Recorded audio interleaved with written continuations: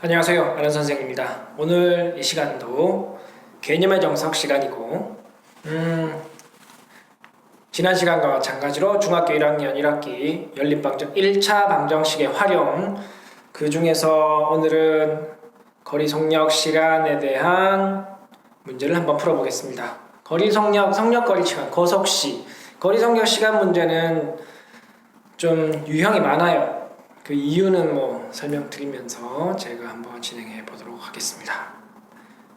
지난번 수업과 마찬가지로 이 수업은 완전 개념을 모르는 학생은 듣기가 좀 힘들 것이고, 시간, 속력, 거리 문제를 조금 힘들어하는 학생은 한번 들으면 좀 개념을 잡을 수 있을 거라고 생각합니다. 한번 시작해 봅시다. 거리 속력 시간 문제에서 나오면 제일 먼저 하는 게 있죠, 여러분들. 동그라미 그려가지고 거리는 속력 곱하기 시간이다, 이 공식을 쓰게 되죠. 저도 어릴 때 지금 생각해보면 이 까먹을까봐 막 시험지 받으면 거기다 적으려고 노력했던 기억이 있는 것 같기도 하고 아닌 것 같기도 하고 그래요. 이해를 못했다는 말이죠, 그 당시에. 그래서 이걸 무작정 외우는 것보다 일단 시간, 거리, 속력에 대한 이 약간 물리 문제인데 이런 부분들을 좀 이해하면 됩니다. 우리가 이미 등식의 성질을 배웠기 때문에, 그렇죠? 등식의 성질을 여러분들이 잘 모른다면 공부 똑바로 해요. 자, 등식의 성질을 배웠으니까 잘 익혔다 치고, 그죠? 그러면 이거 곱셈이 더 익숙하니까 이 세 개의 물리량이 나오는 하나의 공식은, 그죠? 거리는 속력 곱하기 시간이다. 이거에 대해서 이해하면 됩니다. 쉽게 말해서 많은 거리를 가려면, 멀리 가려면, 그죠? 같은 시간에 멀리 가려면 속력이 빠르면 되죠. 그죠? 그럼 멀리 갈 거니까. 속력이 같다면 오랜 시간 동안 가면 거리가 멀어지겠죠. 그러니까 거리는 속력과 시간에 비례한다, 이렇게 보시면 되죠. 그래서 이것을 알면, 그죠? 그러면 시간으로 나누면 속력은 시간분의 거리가 되고 시간은 속력분의 거리가 되고, 그래서 요 식을 알고 있으면 가장 편리하지 않겠냐. 이걸 까먹어도 상관이 없다는 거죠. 거리는 속력 곱하기 시간만 알고 있으면. 자, 이게 첫 번째 우리가 거리 속력 시간을 풀기 위해서 알아야 되는 내용이고, 그 다음은, 오늘따라 왜 이렇게 카메라가 가까워 보이죠? 자, 그 다음은 이때까지 우리가 했었던 것과 마찬가지로 속력이 아니라 우리가 1차 방정식 활용을 푸는데 가장 필요한 부분은, 가장 핵심적인 것은 어떤 A라는 상태와 B라는 상태가 있을 때 그 두 개가 같아진다, 이걸 가지고 우리가 식을 세운다 그랬죠? 속력거리 시간 문제가 유형이 다른 1차 방정식 활용 문제보다 많은 이유는, 다른 1차 방정식 활용들은 어떤 이렇게 등식을 세울 수 있는 게 한 개, 두 개 정도밖에 없어요. 근데 속력거리 시간 문제는 우리가 A 거리는 B 거리와 같다, 혹은 A 속력은 B 속력과 같다, A 시간은 B 시간과 같다, 이런 식으로 세울 수 있는, 몽땅 다 이런 식으로 세울 수가 있기 때문에, 그죠? 이 물리량이 3개인데 이 3개에 대해서 몽땅 다 등식을 세울 수 있는 문제들이 있어요. 그렇기 때문에 이 거리 속력 시간 문제의 그 유형들이 다른 문제들보다 좀 더 많다는 겁니다. 그러면 그 많은 유형을 잘 풀어내기 위해서 제일 먼저 해야 되는 게 뭐겠어요?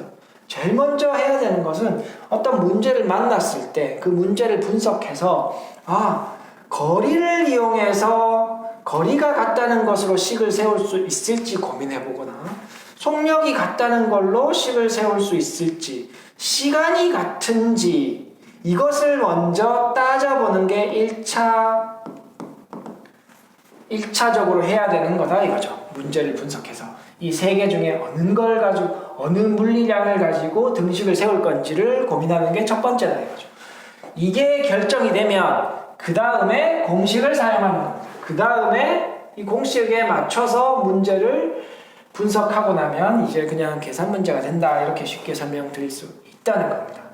그래서 이때까지 무작정 그냥 이렇게 좀 접근했다면 이제부터 여러분들이 힘들었다면 이제 문제를 보고 나서 이게 거리가 같아지는 걸로 식을 세울 건지 속력으로 식을 세울 건지 시간으로 식을 세울 건지 이거를 먼저 1차적으로 결정을 하고 그 다음에 문제를 분석하면 된다는 거죠. 자, 이렇게 말씀드리면 그냥 좀 더 또 잘 와닿지 않으니까 문제를 통해서 한번 풀어보도록 하겠습니다. 자, 문제는 오늘 준비된 문제는 사실은 좀 상문제예요. 난이도가 높은 문제예요. 그래서 근데 이 문제를 통해서 난이도 조금 낮은 문제도 풀 수 있고 이 문제도 풀 수 있기 때문에 제가 이 문제를 선택했습니다. 공간 확보를 위해서 여기는 지우도록 하겠습니다. 자, 문제를 한번 읽어봅시다. 일정한 속력의 열차가 510m 다리를 완전히 통과하는데 40초가 걸리고 1290m 그러면 여기까지 그죠? 열차가 510m 다리를 완전히 통과하는데 이게 A 조건이 되는 거고 A 상황. 두 번째 상황 A 1290m의 터널을 통과하는데 1분 20초 동안 보이지 않았다. 이게 B 상황이죠. 이게 조금 어려운 문제인 이유는 일반적인 열차 문제의 경우에 A 상황 열차가 510m 다리를 통과하는데 40초 걸리고 터널을 통과하는데 몇 초 걸린다라고 주어지는 게 일반적인 문제예요. 그게 이 문제보다 쉬운 문제고 이 문제는 거기서 한 단계 더 나아가서 1분 20초 동안 보이지 않았다라고 되어 있습니다. 그래서 조금 더 어려운 거예요. 이거 풀면 쉬운 건 더 잘 풀릴 수 있다 이거죠. 열차의 길이는 이라고 했습니다. 그러면 우리가 열차의 길이 구하고자 하는 대상을 x로 한다. 그래서 열차의 길이는 xm다 이렇게 생각하고 이제 접근해 봅시다. 첫 번째 제가 접근할 때 이게 거리를 가지고 세워야 되는 건지 속력으로 세울지 시간으로 세울지에 대해서 결정을 하는 게 중요하다 그랬잖아요. 자, 이렇게 보면 문제에 힌트가 있습니다. 힌트가 여기 첫 줄에 있죠. 일정한 속력.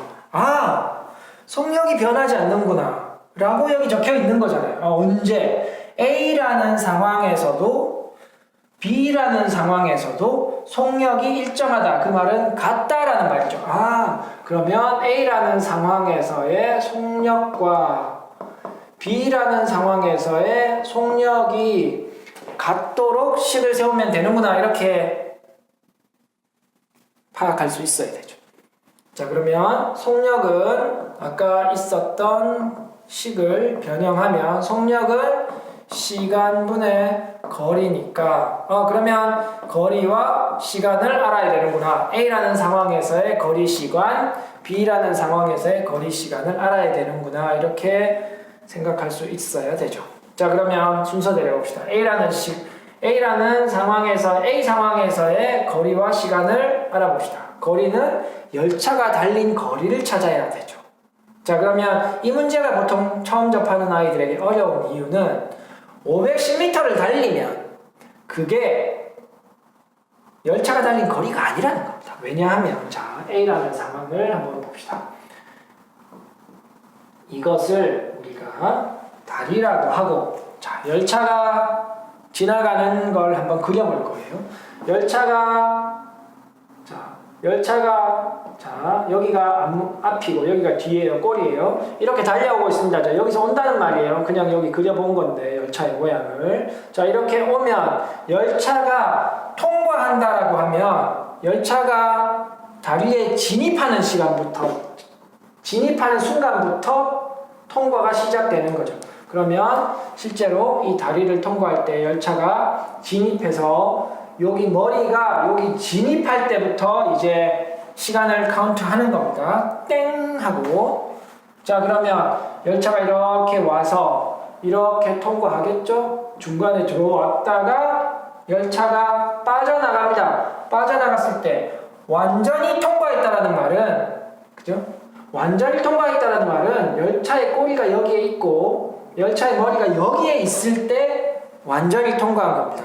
자, 그러면 실제로 열차가 달린 거리는 어떻게 되냐? 복잡해 보이지만 한 점을 탁 집어서 그려보면 돼요. 자, 저는 여기에 색칠한 열차의 머리를 기준으로 계산하는 게 제일 편하다고 생각합니다. 자, 열차의 머리 기준으로 열차의 머리가 여기에 있다가 여기까지 왔으니까 달린 거리도 여기서부터 여기까지 달렸다 이렇게 이야기하면 되죠. 꼬리도 마찬가지예요. 여기서부터 여기까지 달린 거니까. 자, 열차 머리로 일단 봅시다. 그러면 여기서 여기까지의 거리는 우리가 아는 거리가 있네. 뭐죠? 여기까지 다리의 길이, 다리는 510m군요. 여기서 여기까지는 뭘까요? 여기서 여기까지는 기차의 길이죠. 여기서 여기까지는 기차의 길이 x. 그러면 A 상황에서 열차가 달린 총 길이, 자, 거리죠. 열차가 달린 총 거리는 다리의 길이 510m 더하기 열차의 길이 x가 이제 거리가 된 겁니다. 그럼 이제 시간 알면 되죠. 시간은 열차가 이렇게 달리는데 40초 걸렸다 그래요. 40초. 이렇게 우리가 분자 분모에 있는 걸 다 찾은 거죠. 자, 그럼 B 상황을 봅시다. B 상황. B 상황은 1290m 터널을 통과하는데 1분 20초 걸린다. 자, 그림은 똑같아요. 똑같이. 자, 이런 터널이 있는데 보이지 않았다라고 했습니다. 자, 열차가 만약에 이런 상황에 있다라고 하면 보이는 거죠. 그렇기 때문에 이런 상황은 보이기 때문에 이 두 번째 B 상황을 설명하지 못합니다. 그래서 열차가 보이지 않기 시작하는 순간은 언제냐면 이때부터 보이지 않는다는 거죠. 그죠? 이렇게 열차가 이동을 하게 됩니다. 이 안에 들어왔을 때 이제 땅 한 거죠. 그때부터 카운트를 딱 시작하고 언제까지 보이지 않게 되냐 하면, 자, 두 번째 상황을 밑에나 그려볼게요. 자, 열차가, 자, 앞머리가 여기고 앞머리가 여기고, 자, 열차가 여기에 터널 끝에 왔을 때까지 열차가 보이지 않죠. 이 상황에서 이 상황까지의 열차가 달린 거리를 구하면 됩니다. 달린 거리를 구할 때는 한 점을 기준으로 삼으라고 했죠. 어떤 기준? 한 점, 어떤 점? 저는 열차의 머리를 따진다고 했죠. 머리가 여기까지 온 겁니다. 자, 그럼 우리가 구해야 되는 거리, 열차가 달린 거리는 여기서 여기까지인 거죠. 요 거리는 어떻게 구하면 될까요? 모르겠죠? 자, 요 거리는 잘 보세요. 요 사각형, 요 터널로 따지면 여기서 여기까지 달린 거리고 요 거리는 뭐예요? 여기가 열차의 길이죠. 열차의 길이. 여기가 x인 겁니다. 자, 그러면 요 거리는 결국에 이 전체가 1290m니까 얘는 1290m에서 열차의 길이를 빼주면 되는 거죠. 이게 열차가 달린 이 거리입니다. 자, 그러면 분자를 구했으니까 분모는 1분 20초 걸립니다. 분모는 1분 20초입니다. 자, 그러면 속력 A의 상황에서의 속력을 구할 수 있는 걸 다 찾았고 B 상황에서 속력을 구할 수 있는 분자 분모를 다 찾았으니까 등식만 세워주면 되죠. 어떻게? A 속력은 B 속력이다. 이렇게. 자, A 속력은 뭡니까? 시간분의 거리니까 40초분의 거리 510 더하기 X 같다. 뭐와? B의 속력. B의 속력은 1분 20초. 1분 20초는 단위를 통일해야 되기 때문에 분과 초를 다 초로 바꿔줘야 됩니다. 여기 40초 썼으니까 여기는 80초 1290 빼기 x. 그러면 40으로 양변에 곱하면 2가 되고 이 양변에 다시 2를 곱하면 등식의 성질을 이용해서 1020 더하기 x는 1290 빼기 x가 되고 여기에 계산 잘못했죠? 이 양변에 2를 곱했으니까 2x가 되는 겁니다. 이쪽으로 이항하면 3x는 이거 이쪽으로 이항하면 270 되겠네요. 그죠? x는 90 나옵니다. 열차의 길이가 90m다 이 말이죠. 만약에 이게 너무 큰 숫자가 나와서 그죠? 말도 안 되는 숫자가 나왔는데 그냥 두면 안 되죠. 90m가 나오면 터널 길이보다 짧으니까 그죠? 암복 터널에 들어갈 수 있는 길이가 맞는 거죠. 근데 막 이게 엄청나게 크게 나왔는데도 그냥 답 써두는 사람들이 있습니다. 그러면 안 되죠. 그래서 우리가 거리 속력 시간 문제를 예제를 통해서 한번 풀어봤습니다. 제가 말씀드린 것처럼 거리 속력 시간 문제는 유형이 많기 때문에 제가 그 유형을 다 풀어드릴 수 있지는 않을 것 같아요. 하지만 오늘 제가 설명드린 내용 중에 어떻게 하면 그 많은 유형을 다 풀 수 있을지 그죠? 힌트를 드렸죠. 일단 이 내가 세워야 하는 게 시간을 두고 세워야 할지, 속력을 같게 두고 세워야 할지, 거리를 같이 두고 세워야 할지 이것을 먼저 파악하고 그죠? 문제를 읽고 나서 파악을 해야 돼요. 그리고 나서 이제 그것에 필요한 식을 세우는데 필요한 분자 분모든 아니든 뭐 이런 것들을 우리가 문제에서 구해내야 된다는 거죠. 그리고 나서 등식을 세워서 풀면 됩니다. 저는 쉽게 말씀드렸지만 여러분들은 좀 힘들 거예요. 하지만 열심히 하면 풀어낼 수 있다. 자신감을 가지고 풀어보시기 바랍니다. 다음 시간에 또 다른 유형이 아마 일 관련된 유형이 제가 아직 다루지 않은 것 같은데 어쨌든 남아있는 유형 계속 다뤄보도록 하겠습니다.